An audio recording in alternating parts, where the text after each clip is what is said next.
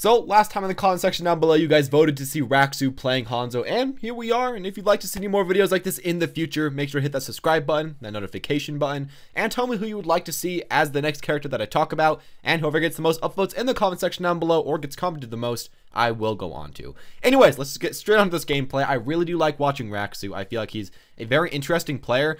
And straight off the bat, we can actually see him doing some stuff right now. One thing that I want to talk about that he does this game all of the time is using high ground. WRAXU uses that high ground so well.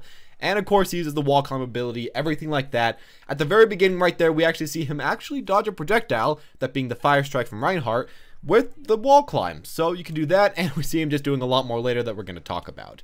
Right here, of course, we see him using high ground. And one big benefit of high ground is, of course, you can hit your shots more easily. You see more of the landscape in front of you, but mainly you can get a lot of headshots as Hanzo.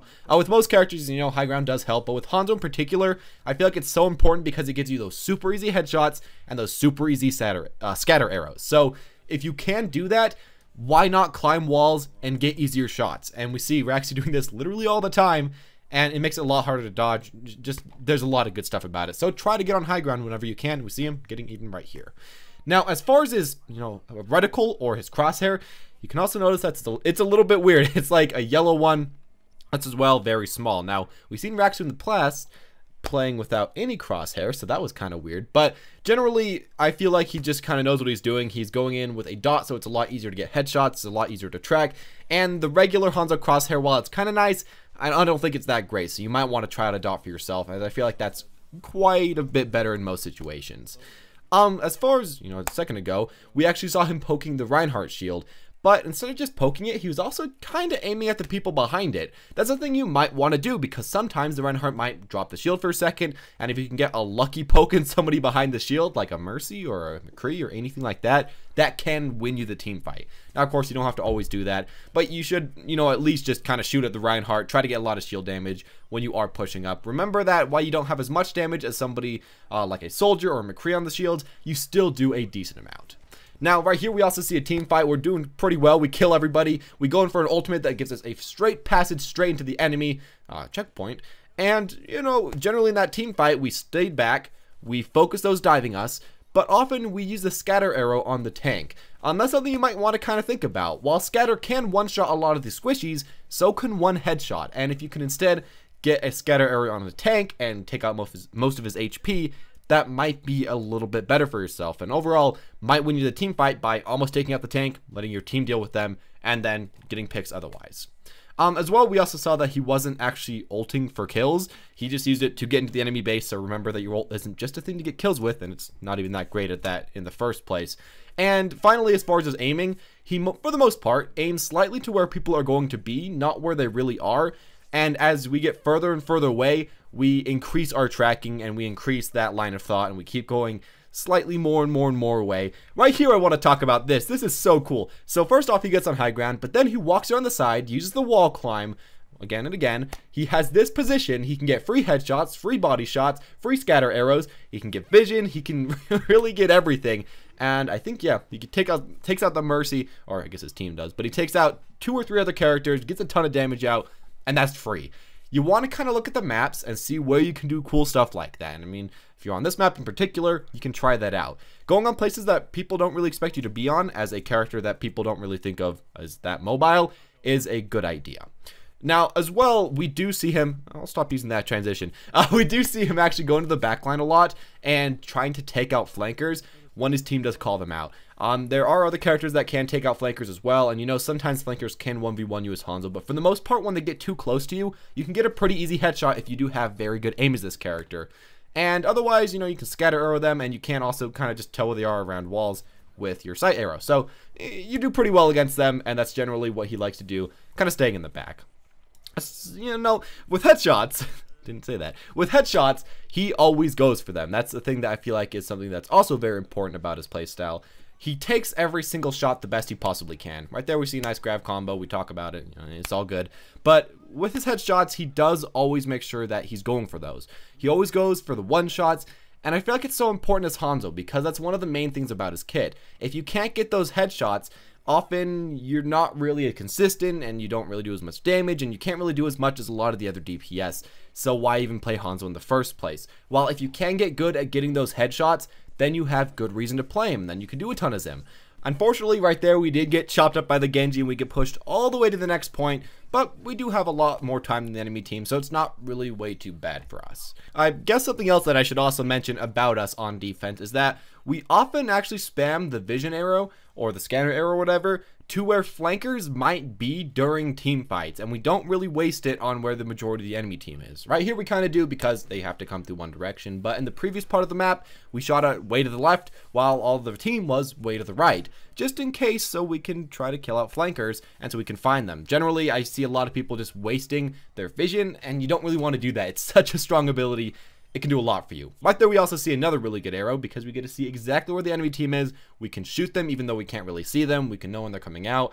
Yeah, it's a good ability, and especially try to go for headshots with that if you possibly can, because as I was saying earlier, headshots are definitely something that is, something you should go for. Right here we see something that's nice, which is that he's going for some E-poke, he's going for some headshot poke, and don't be afraid to use your E-poke to try to get some damage on the enemy team. By E, I mean scatter arrow, because that's what the ability is binded to generally. You can often just go for that, because why not? If the enemy team is getting close, you probably do want to save your scatter so you can use it a little bit better in team fight and the damage just won't be healed up. But at further ranges, getting a huge amount of ult charge, we saw right there, like getting 40% of your ult charge, it's not a bad thing to get on a tank. And as well, if you can push them back for a few seconds, you should try to take that. And anyways, let me go back to a topic that I said was very important earlier, but that I have ignored a little bit, and that is the importance of high ground and the benefit of wall climb. Right here we're seeing it, and this is probably one of the best places in this map to use this combo because it gives you a lot of vision. It lets you can shoot people at a very high range. You can get a ton of pokes, get a lot of ult charge, everything you want to, easy headshots, and it's nice. Even earlier though, when we were in team fights that were much smaller and not in such an open area, we were trying to climb up boxes, we were trying to climb up walls, we were trying to dodge the opponents, anything we possibly could. A really cool thing about this character is, of course, you can now hold your arrow and then wall climb and then shoot once you're all the way up there, which can let you get picks a bit easier, especially when we're fighting Widowmaker right here. We could, be on the ground, climb all the way up, and then try to shoot her in one popper, and that could work. Speaking of Widowmaker though, if you are fighting a Widowmaker, what you probably want to do is wait quite a long time in between when you're trying to peek her. I say generally, if you're trying to fight a Widowmaker in a 1v1 and if they're good, you should lose for the most part unless either A, she doesn't know you're there, or B, you wait so long that she kind of just gives up on targeting you, and then you can go back up there and one pop her. You can kill her pretty easily, but do wait a second to try to go for that. Again, right here, we see us going in the high ground. And a second ago, we also saw ourselves being dived. When you are getting dived, if there's like, let's say, a Genji and Winston on you, probably go for the Genji. Try to get an easy headshot and try to go 1-for-1. However, if you know that, you're in like a 1v1 dive against a Winston, just shoot the big hitbox right next to you. You can often get a ton of damage straight onto their head. You can often get a ton of damage with your scatter arrow, and you can generally actually 1v1 most of the tanks if you do get just headshots. Right here we see us just killing everybody, coordinating our ultimates. The thing you have to kind of remember though is that you do have to call out when you want to combo your ults, because you can't really get that doing way too well without calling it out on team chat. I mean, you can, but often you're just not gonna get any kills with it. So yeah, please do call it out, and please actually do follow up with your teammates when you say that you are going to be going for stuff like that. As we continue watching here though, we're trying to poke, we're trying to get headshots, and I think pretty soon we just start popping off, getting more and more damage. We start backing off though because they're gonna go for some of their final pushes. They jump in as the monkey. We can pop off about half his health though, go for his headshot, and kill him again almost. We haven't been picking off the Mercy quite as much as I would really love to, but you really can't wait too much as Hanzo.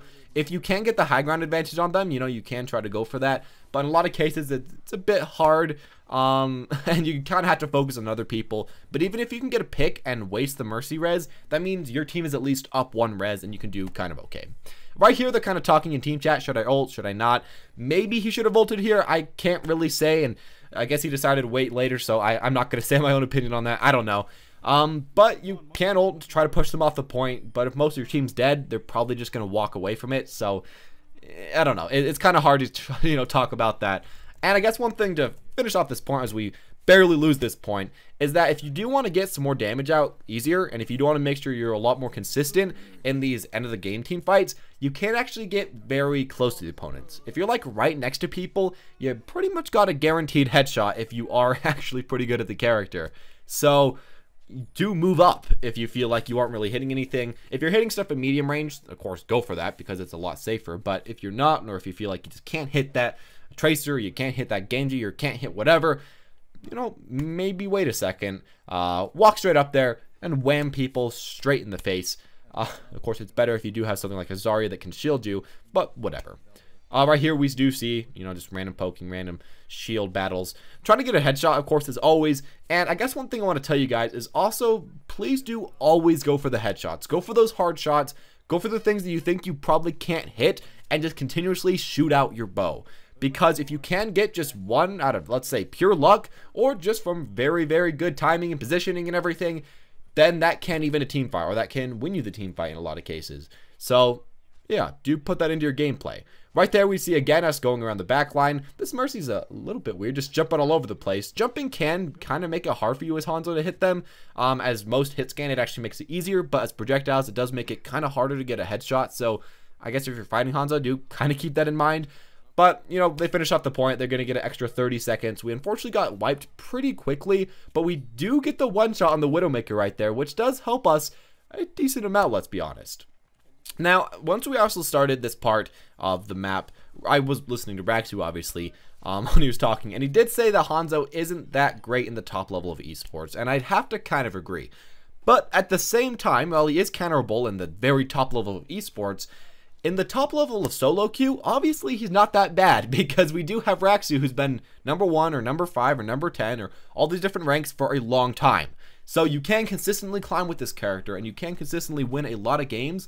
It's just maybe he won't be the best when you are trying to fight, you know, like a complete pro team. But when is that going to happen to the majority of you? Probably not way too often. So I don't feel like you do have to feel that bad about playing Hanzo. He does work generally pretty well for the most part.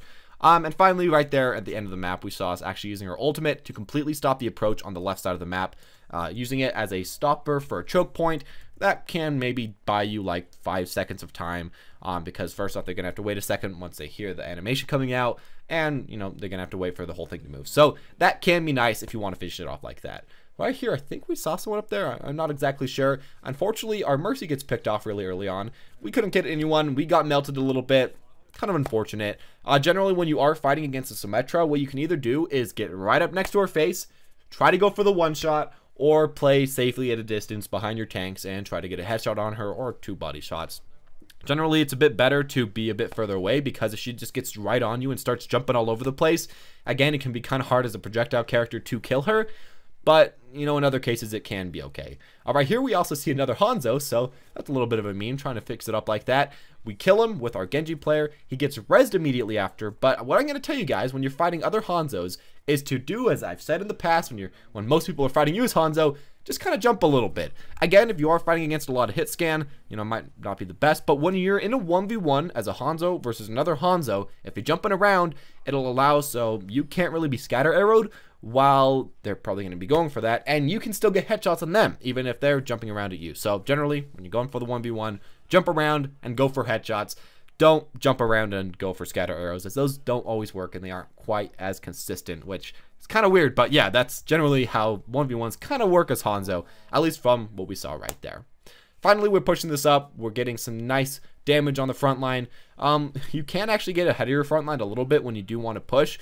You know, get some nice poke, try to get a one shot, or just try to get vision for your team before they get up there.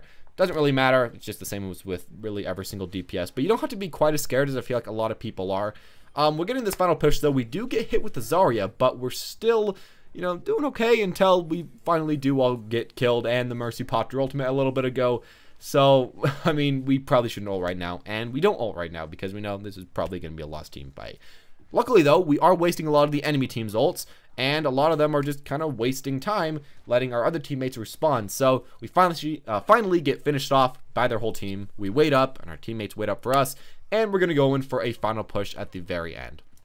Again, right now, we're just kind of randomly shooting, see if we can hit a headshot, a body shot, anything, because I mean, it's free damage, so go for it. We finished it off right here, though, you know, getting an ultimate, a triple combo ultimate with a Reinhardt, a Zarya, and a Hanzo. So, yeah, they're pretty much instantly dead. We popped through their entire team. We don't even get a really big pick at the end, and we still win. And that's something you might want to remember. You don't need a ton of picks to win as Hanzo. While it is nice, and while being a picking god like WRAXU can win you a lot of games, consistency as Hanzo as well, which we also saw with WRAXU quite often at medium ranges and not super jank shots, can also win you a lot of games. And mainly, comboing your ultimate can also win you a decent amount of games in itself. And WRAXU is probably one of my favorite players from watching him actually trying to hit his ultimate, because I see a lot of Hanzos kind of wasting it, even in these upper levels, but WRAXU generally does pretty well.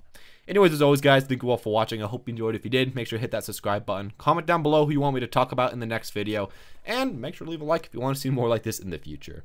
Anyways, as always, guys, thank you all for watching, and have a wonderful day. I'd like to thank Gilded.gg for sponsoring this video, and mainly helping me a lot through the adpocalypse. So, Gilded itself is a website focused on finding, founding, and expanding your gaming team with relative ease. You can schedule events, recruit new members, build team comps, and find teams to scrim with and to scrim against. Best of all to you guys, it's free. You can get started yourself with the link in the description below, and if you sign up by November 10th, you'll be entered into a chance to win a $50 Blizzard gift card. So, maybe I'll see you there.